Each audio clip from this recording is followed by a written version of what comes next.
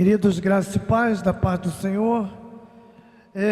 Primeiramente gostaríamos de nos desculpar por não estar aqui presente na conferência, na última etapa, sobre temperamentos com a Keila, mas nós tivemos um problema, nos justificamos com ela, mas soubemos que foi muito abençoado, de modo que agradecemos a Keila pelo trabalho que fez, desenvolvido. Se você estiver com a Keila, transmita a nossa gratidão da escola dominical, não em nome da escola dominical que estou falando, também em nome da conferência. E agradeço também todos os participantes da conferência, que são membros da igreja, aqueles que foram convidados e atenderam ao nosso convite. Muito obrigado mesmo. E domingo que vem tem escola dominical, não é isso, gente? Está vendo o boletim? Escolha lá a sua classe, veja como é que vai ser, mas atente para a escola bíblica. É muito bom o crente crescer. Abra a sua Bíblia no Salmo 137, perdão. Salmo 137. Salmo é no meio da Bíblia, tá? Se sua Bíblia não tem salmos e hinos, abra no meio e você vai chegar lá. Oi? É de acordo com vocês aí, tá? Pode acender a luz, acho que não tem problema não. Diz assim o Salmo 117, mesmo assentados, acharam? 137. Saudades de Sião. Às margens do rio da Babilônia, nós nos assentávamos e chorávamos. Lembramo-nos de Sião, nos salgueiros que lá havia, pendurávamos as nossas harpas, pois aqueles que nos levavam cativos nos pediam canções, e os nossos opressores queriam que fôssemos alegres, dizendo: cantem para nós um cântico, um dos cânticos de Sião. Mas como poderíamos entoar um cântico ao Senhor em terra estranha?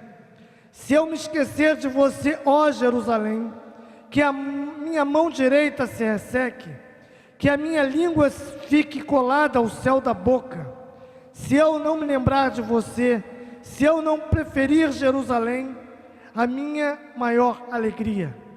Contra os filhos de Edom, lembra-te, Senhor, do dia em que Jerusalém foi tomada, pois diziam: arrasem, arrasem Jerusalém, até os seus alicerces. Filha de Babilônia, você será destruída. Feliz aquele que lhe retribuir o mal que nos fez. Feliz aquele que pegar os seus filhos, esmagá-los contra a pedra. E o tema da mensagem hoje é: Babilônia não é teu lugar. Amém? Babilônia não é teu lugar. Irmãos, o salmo que cantamos aqui, ou lemos na verdade, e foi cantado em outras palavras, ele representa o sentimento de alguém que o escreve depois de ter saído do cativeiro da Babilônia. Este salmo, ele foi escrito um pouco depois que o povo tinha saído do cativeiro, já estava em Israel, já estava em Sião, mas a mente deles estava na Babilônia. Portanto, meu convite é olhar para este salmo hoje e falar para você: não fique em Babilônia, saia da Babilônia, porque Babilônia não é teu lugar. Quando nós ouvimos aqui o lamento de Israel, o texto ainda fala, no original, bichinho de Jacó, é vermezinho de Jacó, é o cuidado que Deus tem com a nação, mas ao mesmo tempo lembramos que a nação foi para o exílio, foi para a Babilônia, em virtude dos seus pecados.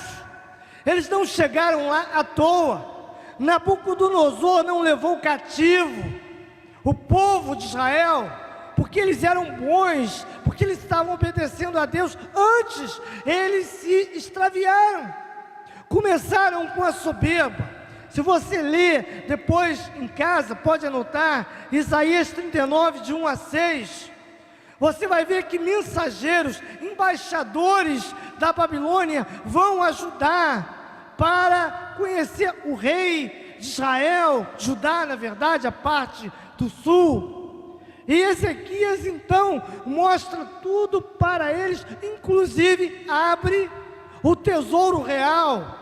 E a Bíblia diz que nada do tesouro foi oculto dos babilônios. Eles viram as pratas, viram o ouro, viram as taças de ouro, viram as belezas do templo, viram as bacias de ouro, viram tudo. E acabando de Ezequias mostrar, e aqueles embaixadores da Babilônia saírem do palácio, o profeta Isaías volta para Ezequias e diz: que foi isso que fizeste? Mostraste o teu tesouro a essa gente? Sabe de uma coisa? Deus manda dizer: o que você mostrou, eles vão levar. O que você mostrou, ponto por ponto, eles vão aqui, virão aqui e vão levar todo o tesouro que você mostrou na sua soberba, na sua arrogância.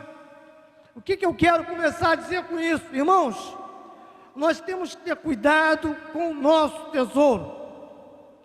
A Bíblia diz: de tudo que se deve guardar, guarde o seu, porque dele tem as saídas da vida. Eu gostaria de falar para você: cuidado com o seu amor, a sua devoção. Às vezes você está devotando o seu amor, às vezes você está devotando o seu carinho a quem não merece, a quem está de olho apenas no interesse material. Cuidado a quem você está devotando a sua vida, o seu dinheiro, a sua preocupação, porque na verdade são pessoas que estão olhando para o que você tem e não para o que você é. Então, o primeiro tipo de orientação que eu dou é cuidado com aquilo que você mostra, aquilo que você oferece. Há pessoas que não merecem muitas vezes seu afeto.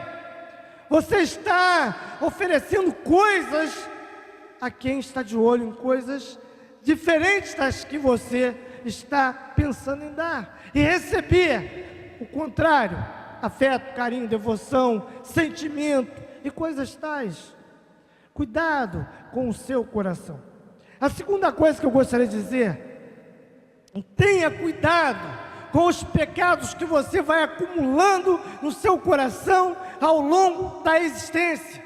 A Bíblia diz que em Jeremias 25, 9 a 14, que Israel seria submetido a uma dura punição, a destruição total. Eles perderiam a terra, a vergonha pública, eles seriam exilados, como o cântico aqui falou.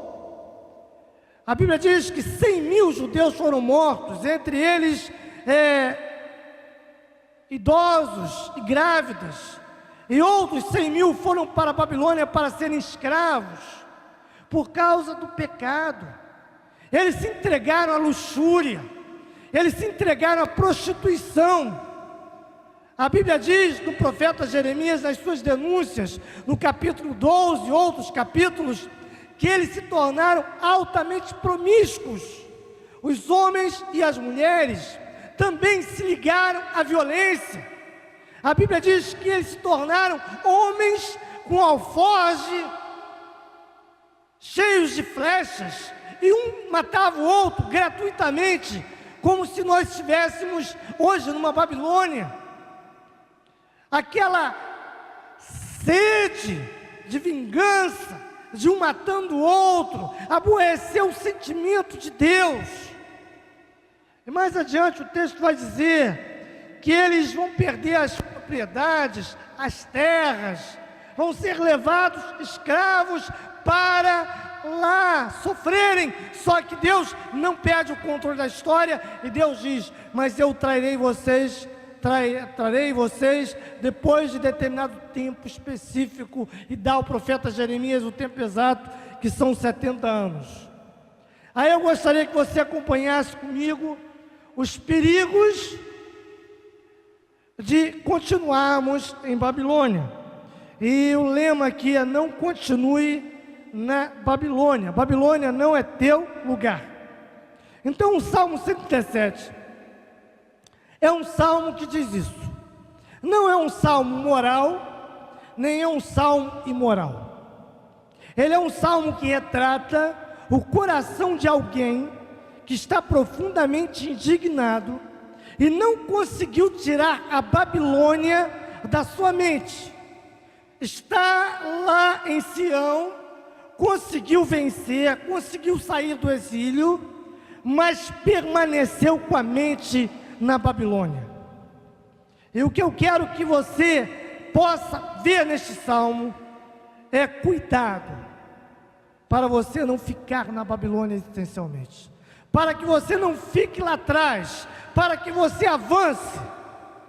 E aí eu gostaria que você lesse comigo o primeiro versículo. Diz assim: às margens do rio da Babilônia, nós nos assentávamos e chorávamos, lembrando-nos de Sião.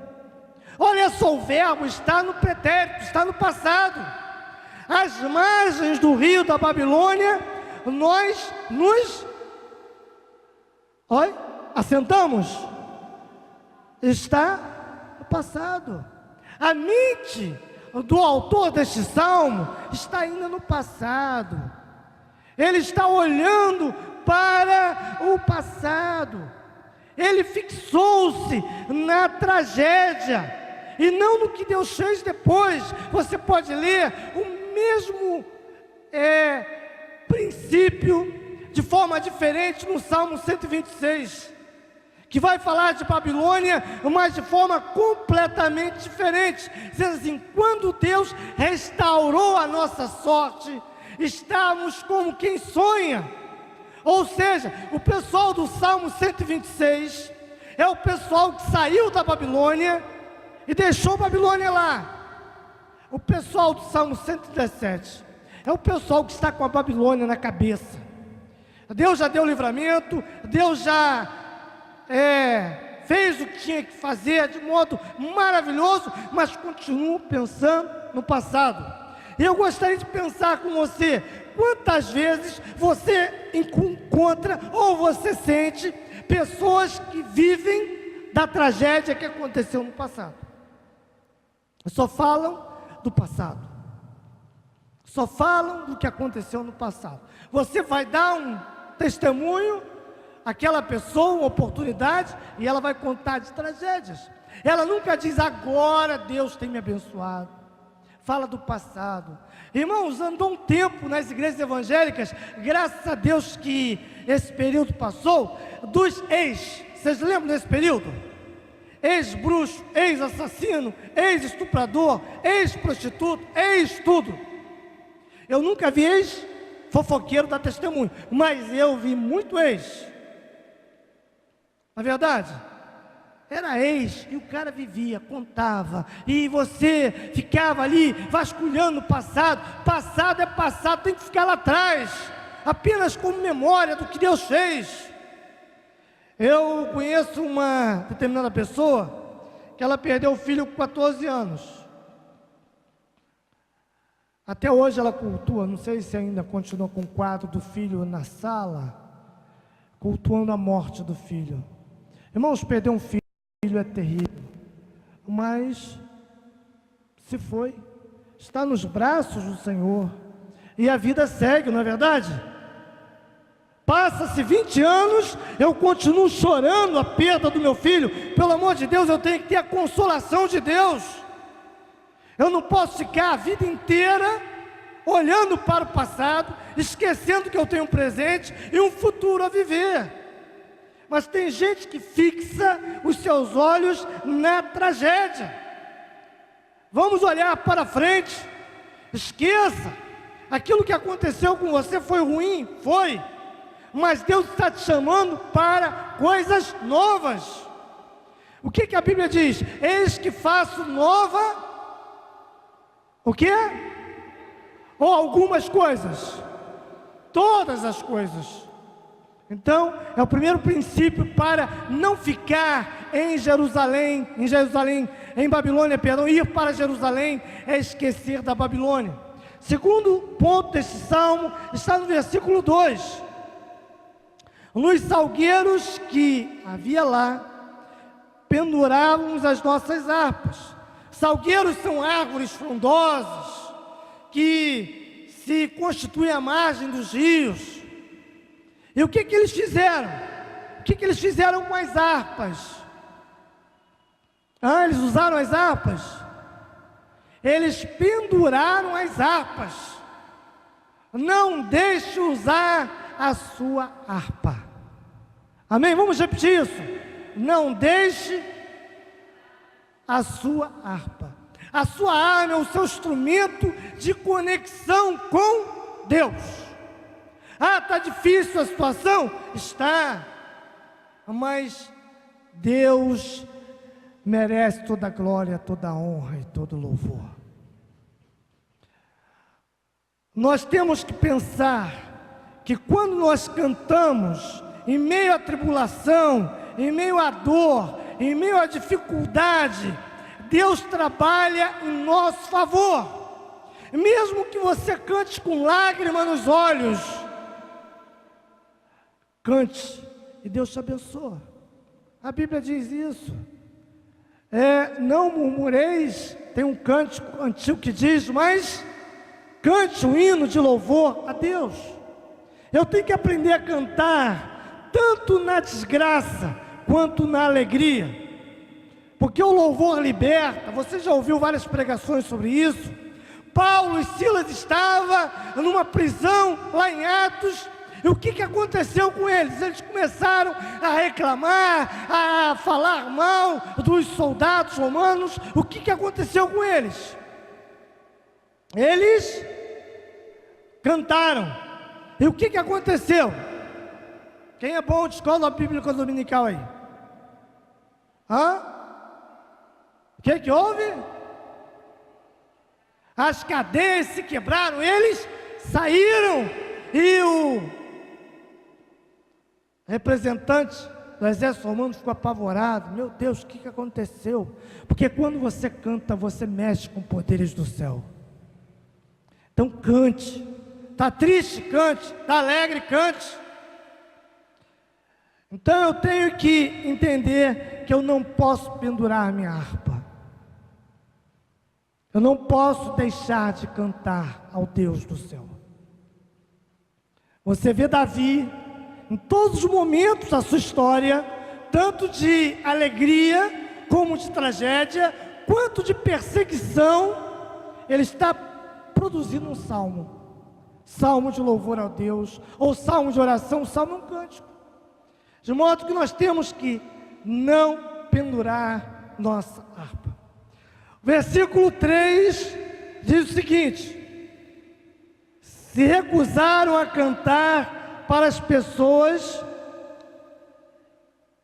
e se tornaram amargas e infelizes. Olha aí, pois aqueles que nos levaram cativos nos pediam canções, e os nossos opressores queriam que fôssemos alegres, dizendo: cantem para nós um cântico de Sião. Mas eles se recusaram a cantar. É bem verdade que é difícil, sobretudo quando um opressor, de forma irônica, pede para você cantar. Mas o que o texto está dizendo é que eles se recusavam a cantar, até para aquelas pessoas que, de alguma forma, estavam cumprindo o mandato do imperador, do rei, de toda a terra, que era Nabucodonosor, para abençoá-los. E eles se recusaram a cantar. E aí o texto diz que eles se tornam fechados. E o povo dizia: cante para nós um cântico de Sião. E eles não cantavam. Olha, irmãos, nós precisamos aprender a cantar, para que não fiquemos também amargos e infelizes. E existe muita gente nesse mundo que a gente vive, que é uma verdadeira Babilônia, que precisa ouvir um cântico ao Deus Todo-Poderoso. Muita gente que você vê por aí, às vezes você pensa isso é um perdidão, esse é um indivíduo que não tem nenhuma expectativa, mas quando ele ouve um cântico, quando ele ouve louvores ao Senhor, o Espírito Santo toca nele e ele se torna uma pessoa diferente. Então, comece a cantar, comece a falar bem de Deus em todos os cantos, e você vai alegrar o ambiente. E mais, se você não tem condições de cantar, porque o mundo está mal, faça como os judeus fizeram.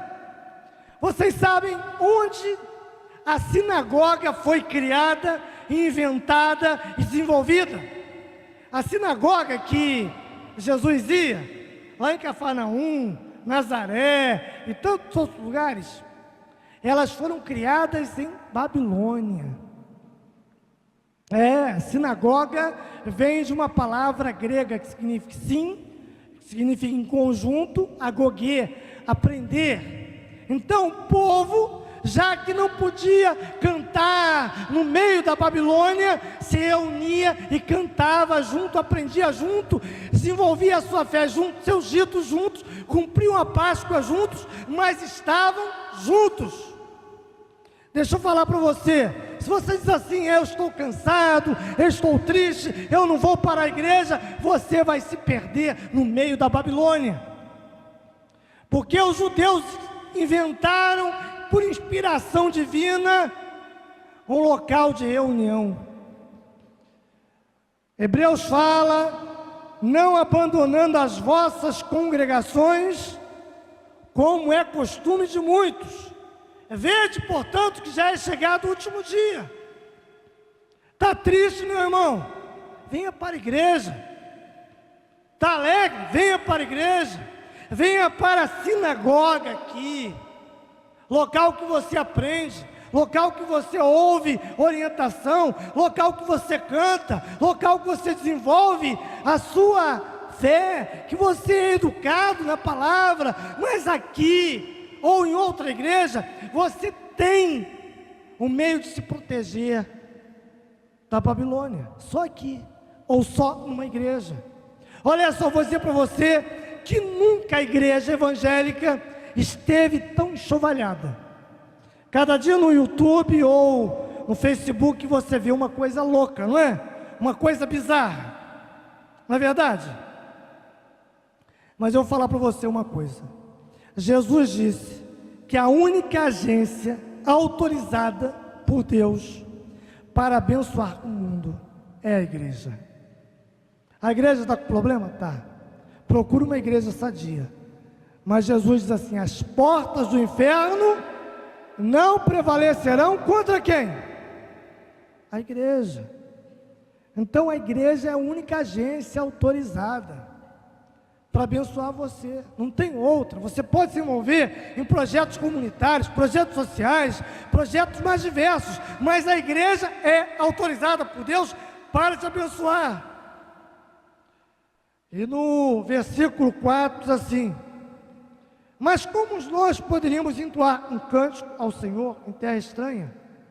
Eles estavam tão amargurados que eles não conseguiam esquecer a dor do luto.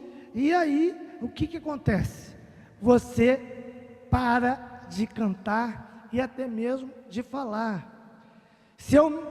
Mas como poderia entoar um cântico ao Senhor em terra estranha? Irmãos, alguém já ficou afônico aqui, sem voz, por tristeza ou por ansiedade?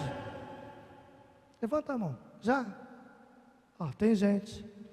Eu passei por um período da minha vida que eu fiquei tão triste, que eu não tinha condições nem de falar direito. Minha voz ficou com aquele nó na garganta. Alguém já sentiu esse nó?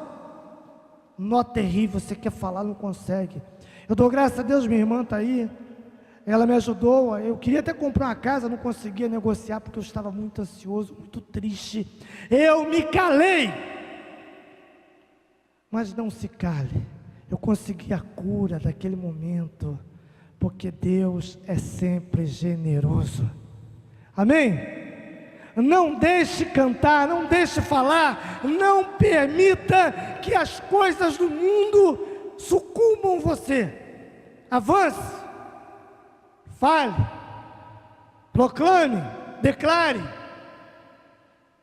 O texto segue adiante. Versículo 6 diz assim: que a minha língua fique colada ao céu da boca, se eu não me lembrar de você, se eu não preferir Jerusalém a minha maior alegria. Queridos, não estamos falando agora da Jerusalém física, porque aqui ninguém vai morar em Jerusalém. Nós não somos judeus. Você pode ir à caravana que o pastor Alan está promovendo em novembro, mas você não vai ficar lá não, você vai voltar.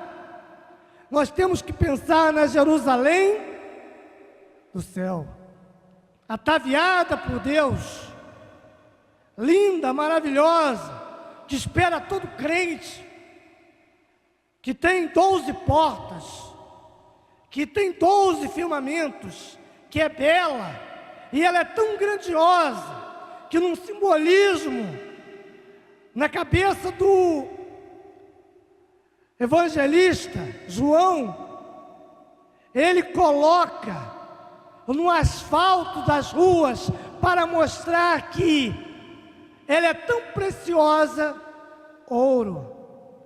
As ruas de Jerusalém são de ouro, local que a gente pisa, para mostrar a gloriosidade desse local.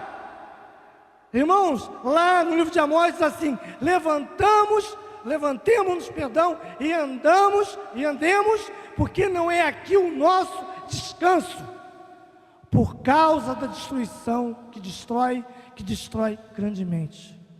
Não pense você que neste mundo aqui, você vai ter um momento eterno de felicidade. Você vai ter problemas, sabia? Mas você tem que pensar, como os que estão na galeria da fé de Hebreus 11, todos eles morreram na expectativa de verem a real Jerusalém, e morreram firme nas promessas. E queridos, eu sei que vocês amam Alcântara, eu sei que vocês amam Alcântara, a Rua da Feira, que vocês gostam do calor de Alcântara, que vocês gostam do viaduto de Alcântara, mas Alcântara não é o nosso destino. Amém? Gente, tem gente tão amarrada nesse mundo que diz: eu prefiro ficar no Alcântara do que morrer e ir para o céu. Não é verdade? Fala assim, ó, Jesus pode voltar, mas agora não. Não é? Mas o que diz o texto? A língua se me pegue ao paladar, se eu não me lembrar de ti, ó Jerusalém. Tem que pensar nela todo dia. E o texto continua. Olha o que diz aí, versículo 7. Contra os filhos de Edom, lembra-te, Senhor, do dia em que Jerusalém foi tomada, pois diziam: arrasem Jerusalém até os seus alicerces. O que aconteceu no dia que Jerusalém foi tomada por Nabucodonosor e seus exércitos? Foi queimada e houve aquela tragédia. Lá no alto ficavam os filhos de Edom, nas montanhas, e eles diziam: arrasem Jerusalém. Batiam palma, torciam pelo mal de Jerusalém. Quem eram os edomitas? Eles eram os filhos de Ló, portanto parentes de Abraão, portanto parente dos judeus que foram para a Babilônia. E aí o texto está dizendo: arrasem com os edomitas. Irmãos, como eu falei, este salmo não é um salmo moral, nem imoral, nem um salmo que eu tenho que imitar. Eu tenho que compreender o sentimento. Muitas vezes, quando nós passamos por problemas, tem pessoas que torcem contra você. Não tem gente que torce contra você? Tem gente que diz assim, bem feito. Aí, ó, tá vendo? Tá apagando a língua. Já ouviram essa expressão? Tá apagando a língua. Falou tanto. Não é uma expressão usual que a gente tem ou não? Quem conhece essa expressão? Aí torce, ó, que quebre a cara. Irmão, essa não é a atitude. Eles erraram. Eles estavam cheios de amargura e disseram: olha, os filhos de Edom devem ser punidos, Senhor, e desterrados. Não, a Bíblia diz o quê? Bem-aventurado sois vós quando vocês amarem os seus inimigos. Quando o teu inimigo te pedir de comer, fazer o quê? Oi? Dá-lhe de comer. Quando tiver sede, dá-lhe de beber. O que a Bíblia está dizendo é que você deve ter um coração completamente livre. Agora eu quero ver Dom. Eu quero que eles paguem o que eles fizeram comigo. Cuidado. Livre-se de sentimentos assim. São perigosos. O Salmo 117,7 diz isso. Cuidado com esse sentimento. E olha o versículo 8. Filha de Babilônia, você será destruída. Feliz aquele que retribuir o mal que você nos fez. Olha o terrível versículo 9. Coisa que nós não devemos dizer coisa nenhuma, hora nenhuma. Feliz aquele que pegar os teus filhos e esmagá-los contra a pedra. Isso é um sentimento de vingança. É um sentimento mau, é um sentimento perverso.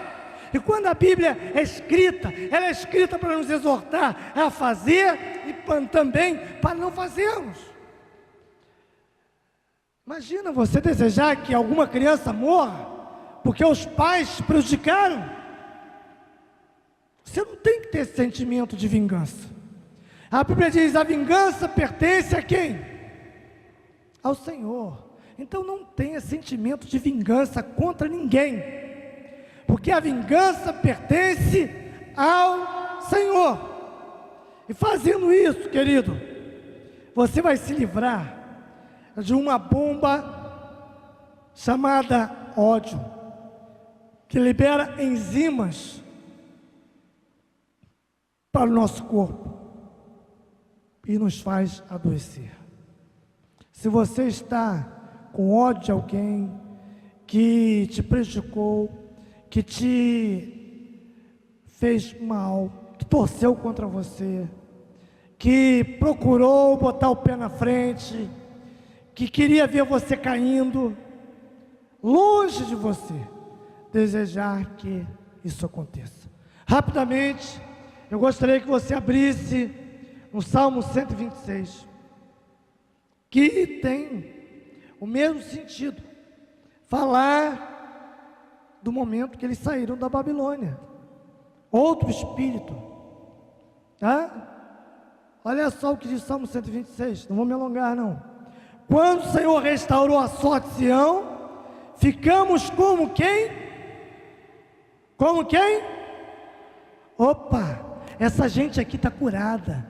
Eles saíram, agora eles vão sonhar em fazer coisas novas, em construir, em se envolver. Eles não estão fixos em Jerusalém, eles não pararam em Jerusalém, eles não ficaram presos em Jerusalém. Jerusalém não é o teu local existencial.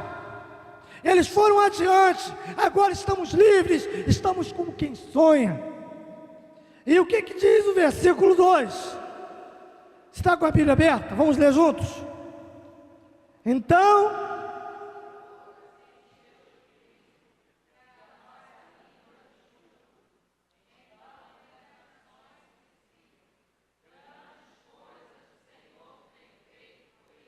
aqueles que vimos no Salmo 137 dizia: não podemos cantar. Esses dizem o quê? A nossa boca se encheu de riso, a nossa língua de júbilo. Então se diziam entre as nações: grandes coisas o Senhor tem feito por nós. E o Salmo continua: de fato, grandes coisas o Senhor fez por nós, e por isso estamos o quê? Opa, eles perderam aquele sentimento de tristeza, eles perderam aquele sentimento de infelicidade. E no versículo 4, o salmista vai ser: restaura, Senhor, a nossa sorte, como as torrentes do Negueb. Irmãos, Israel pode ter o maior verão do mundo, verão desse que nós vivemos aqui. O calor de Israel é de 50 graus no deserto, mas quando as torrentes do Negueb, o Negueb neva, é alto e passa um frio muito grande, porque no deserto é assim, e lá no alto, no monte, neva. E quando as torrentes do Negueb vão descendo, porque vão derretendo e entram no deserto, acontece uma coisa extraordinária. Essas torrentes que vêm com areia, junto com lama, junto com flores, junto com frutos, elas vão curando todas as coisas, até mesmo o deserto. Então que a nossa oração seja: restaura, Senhor, a nossa sorte, como as torrentes do Negueb. Eles querem viver uma vida feliz, não querem ficar lá em Jerusalém, não. Em Jerusalém não é teu lugar, seu lugar é junto à comunidade do Senhor. Aí o texto diz uma coisa muito importante, muitas vezes mal entendida: os que com lágrimas semeiam com os júbilos. Vamos repetir isso: os que com júbilo ceifarão. Ora, o que significa isso? O salmista, ele está numa comunidade agrícola, pastoril. Ele sabia que o papel daquela comunidade era plantar. E muitas vezes, aquele que plantava tinha na sua despensa as sementes. Mas ele tinha que dar um salto de fé. Qual o salto de fé? Pegar todas as sementes que ele tinha na sua despensa, que alimentaria os seus filhos, e sair colocando essas sementes, acreditando que elas germinariam e dariam fruto. Por isso que ele chora quando pega a semente. E ele então chora porque ele pegou o que podia dar ao filho, a filha. Ele deixa só um pouquinho, mas ele sai na fé, porque ele crê que os que com lágrimas semeiam, com júbilos farão o quê? Farão. Eu espero que nesta noite você saia daqui ceifando fé e ceifando coisas boas. E por último, diz o Salmo: quem sai andando e chorando enquanto semeia, voltará com júbilo trazendo os seus filhos. Ou seja, nós estamos em Babilônia, choramos, mas voltamos com júbilo, e por isso estamos com os nossos feixes. Deu fruto, até o exílio deu fruto. E eu gostaria de encerrar perguntando a você: você quer viver qual realidade? A do Salmo 137, onde você está preso na Babilônia, está preso com amargura, está preso com sentimentos obscuros, está preso com mágoa, está preso com luto, está preso com toda a história de tragédia? Ou você quer estar com o espírito do Salmo 126, que diz: quando o Senhor restaurou? Eles fazem missão ao passado, mas estamos como quem sonha. Ou você sai daqui com um pesadelo ainda na Babilônia, ou você sai daqui com a alegria de quem sonha. A escolha é sua.